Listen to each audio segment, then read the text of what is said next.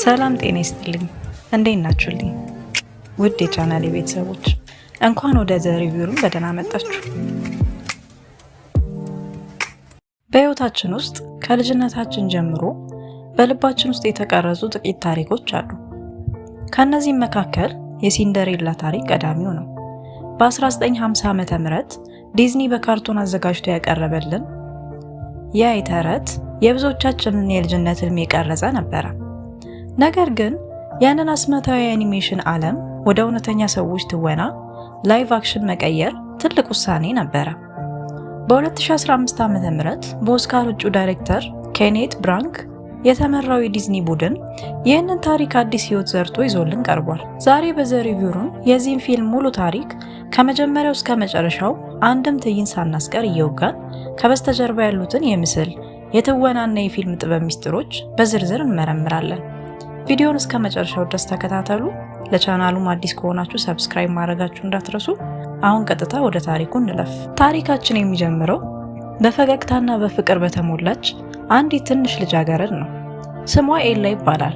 ኤላ ከእናቷና ከአባቷ ጋር በመንደር ውስጥ በሚገኝ ውብ መኖሪያ ቤት ውስጥ በሰላም ትኖር ነበረ። ኤላ ተፈጥሮና እንስሳትን በከፍተኛ ሁኔታ ትወድ ነበረ። ከጓሮዋ ካሉት አይጦችና ወፎች ጋር ጭምር የመግባባት ልዩ ስጦታ ነበራት። አባቷ ነጋዴ በመሆኑ ብዙ ጊዜ ለስራ ወደ ውጭ ሀገር ይጓዝ ነበረ። ሆኖም በቤታቸው ውስጥ ያለው ደስታ ረጅም ጊዜ አልዘለቀም። እናቷ በጽኑ ትታመማለች። እናቷ አልጋ ላይ በነበረችበት የመጨረሻ ህይወቷ ለኤላ አንድ ትልቅና የህይወት መመሪያ የሚሆን አደራ ሰጠቻት። ሃቭ ካሬጅ ኤንድ ቢ ካይንድ። ወደፊት ምንም አይነት ፈተና ቢመጣ ድፍረት ይኖርሽ፣ ሩህሩህና ደግም ሁኚ፣ ምክንያቱም በደግነት ውስጥ ሁልጊዜም ትልቅ አስማትና ጥንካሬ አለ ብላት የእናቷ ህይወት አለፈ። ኤላና አባቷ በጥልቅ ሀዘን ውስጥ ወደቁ። እዚህ ጋር ፊልሙ ከድሮ የካርቱን ታሪክ ይለያል። ድሮ ስለ ኤላ እናት ብዙ አናውቅም ነበረ። እዚህ ፊልም ላይ ግን የኤላ እናት የሰጠቻት አደራ የፊልሙ ዋና የጀርባ አጥንትና የኤላ የመመሪያ ኮምፓስ ሆኖ ያገለግላል። ኤላ በኋላ ላይ ለሚደርስባት በደል ሁሉ መልስ የምትሰጠው በእናቷ አደራ መሰረት ነው። ከዓመታት በኋላ አባቷ ለኤላ አዲስ እናት እንደሚያስፈልጋት በማሰብ ሁለተኛ ሚስት ለማግባት ወሰነ። ያገባት ሴት ሌዲ ትርሜን ትባላለች። ሌዲ ትርሜን ቀደም ሲል ባሏ የሞተባትና ሁለት አናስታሲያ እና ድሬዝላ የሚባሉ ሴት ልጆች ያሏት ሴት ነበረች።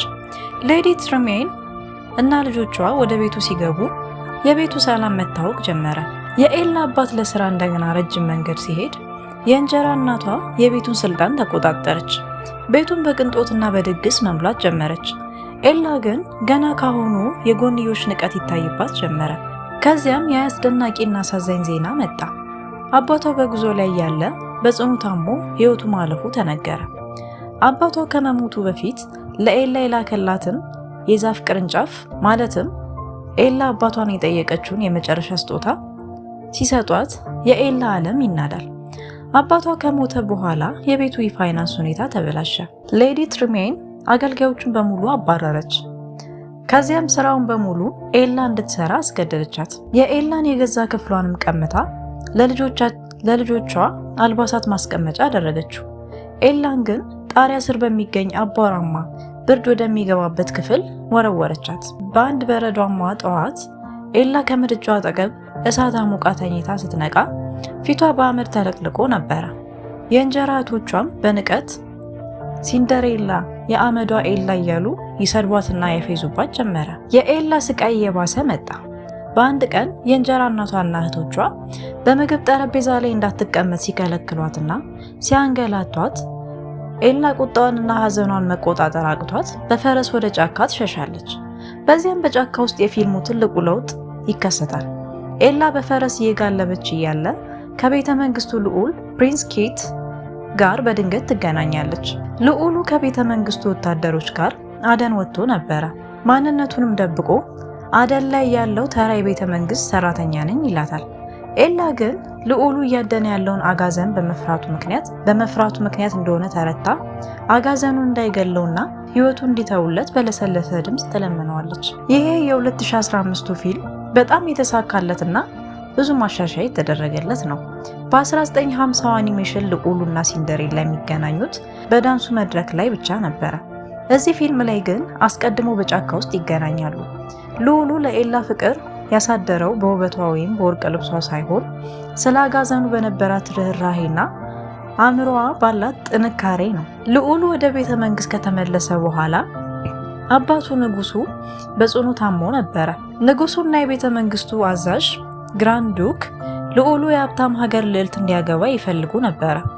ልዑሉ ግን ያችን በጫካ ውስጥ ያገኛትን ተራ ልጃገረድ እንደገና ለማግኘት ሲል አባቱን ለምኖ በግዛት ውስጥ ያሉ ልጃገረዶች በሙሉ ሀብታምም ሆኑ ድሃ አገልጋይ ወደ ቤተ መንግስቱ የዳንስ መድረክ እንዲመጡ አዋጅ አወጣ። የዳንስ አዋጁ እንደተነገረ በቤት ውስጥ ትልቅ ረብሻና ወክባ ተፈጠረ።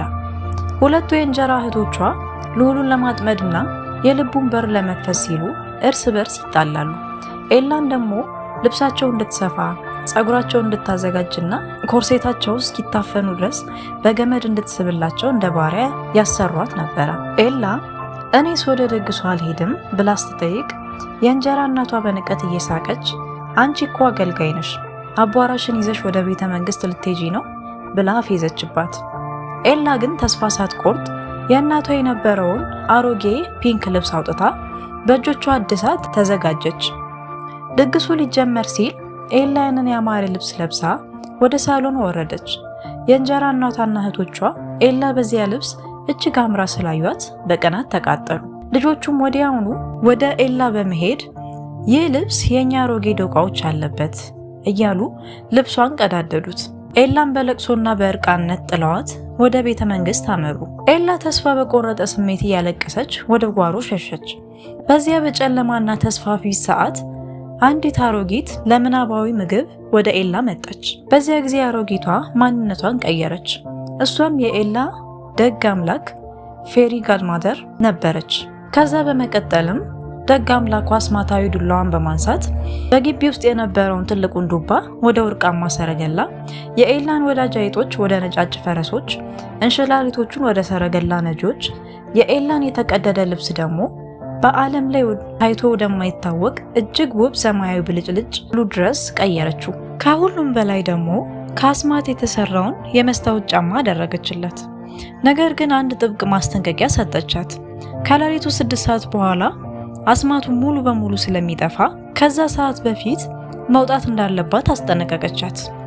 በሌላ በኩል ደግሞ በቤተ መንግስቱ በኩል ሀብታም ልዕልቶች፣ የኤላ የእንጀራ እህቶች ልዑሉን ለማጥመድና ትኩረቱን ለመሳብ የማይሆን ጥረት የሚያደርጉ ብዙ ሰዎች ነበሩ። ልዑሉ ግን አይኖቹ የሚፈልጉት ያችን የጫካ ልጅ ብቻ ነበረ። በዚያ ቅጽበት ኤላ ወደ ቤተ መንግስቱ አዳራሽ ገባች። አዳራሹ በሙሉ ጸጥ አለ። ንጉሱ፣ ወታደሮቹና የከበሩ ሴቶች በሙሉ በውበቷና በግርማ ሞገሷ ተደመሙ። የእንጀራ እናቷ ሌዲ ትሪሜን እንኳን ይህችን ሴት ከየት እንደመጣች ማወቅ አቅቷት በጥርጣሬ ታያት ነበረ። ልዑሉ ኤላን ሲያያት ወዲያውኑ አወቃት። እጇንም ይዞ ወደ አዳራሹ መሃል በመውሰድ በዓለም ላይ እጅግ ማራኪ የሆነውን የዋልትዝ ዳንስ አብረው ደነሱ። ሁለቱም ሚስጥራዊ ወደ ሆነው የቤተ መንግስቱ አትክልት ስፍራ ሄደው ተወያዩ። ኤላ አሁንም እውነተኛ ስሟን አልነገረችውም ነበረ። ነገር ግን ጊዜው በፍጥነት ነጎደ። የቤተ መንግስቱ ትልቅ ሰዓትም ከሌሊቱ 6 ሰዓት ለማለት መደወል ጀመረ። ኤላ በድንጋጤ ልዑሉን ጥላ እየሮጠች ወጣች። ልዑሉ ሊከተላት ቢሞክርም ሊይዛት ግን አልቻለም። ኤላ በደረጃው ላይ እየሮጠች ስትወርድ አንዱ የመስታወት ጫማዋ ከእግሯ ላይ ወልቆ ደረጃው ላይ ወደቀ።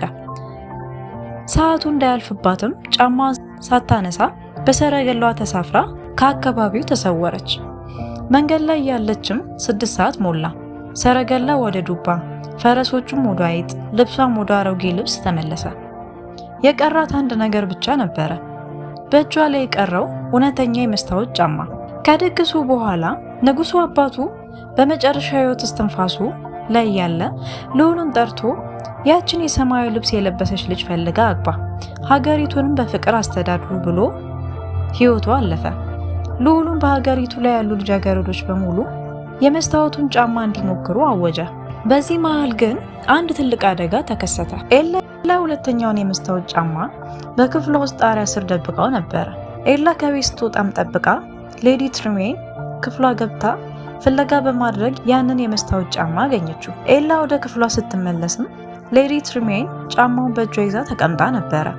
ከዚያም ኤላን በክፍሏ ዘግታ ቆልፋባት ሄደች። ሌዲ ትሪሜን የተሰበረውን የመስታወት ጫማ ስብርባሪ ይዛ ወደ ቤተ መንግስቱ አዛዥ ሄደች።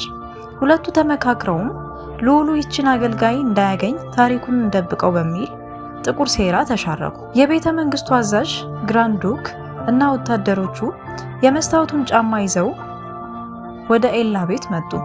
ሁለቱ የእንጀራ እህቶች አናስታሲያ እና ድሬዝላ ጫማውን ለመጫን ቢታገሉ እግራቸው ትልቅ በመሆኑ ሊገባላቸው አልቻለም። የቤተ መንግስቱ አዛዥ በዚህ ቤት ሌላ ሴት የለም ተብሎ ሰራዊቱን ይዞ ሊወጣ ሲል በድንገት ከጣሪያው ስር የኤላ ውብ የመዝሙር ድምጽ ይሰማል። የቤተ መንግስቱ አዛዥ ነገሩን ለመሸፈን ምንም የለም የሰራተኛ ድምጽ ነው እንሂድ ቢልም ከወታደሮቹ መካከል አንዱ የፊቱን ካባ ሲያወልቅ ራሱ ልዑል ፕሪንስ ኪት ነበረ።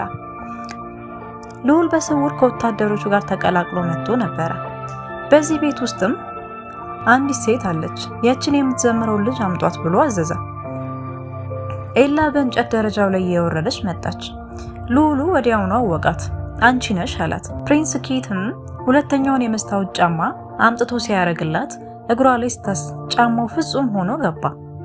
በዚህ ጊዜ የእንጀራ እናቷ ሌዲ ትሪሜን እና እህቶቿ የሰሩት ሴራ በሙሉ እንደ መስታወት ተሰበረ። ልዑሉ የኤላን እጅ ይዞ ከቤቱ ሊወጣ ሲል ኤላ ዞር ብላ ሌዲ ትሪሜንን ያላሰበችውና የልቧን ታላቅነት የሚያሳይ አረፍተ ነገር ተናገረቻት።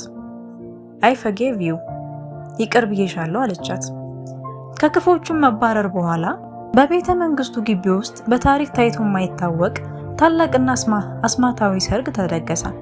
ኤላ በዓለም ላይ ያለውን ውብ የሰርግ ልብስ ለብሳ የልዕልትነት ዘውዷን ጭና ከልዑል ኪት ጋር በሕዝቡ ፊት ቆመች።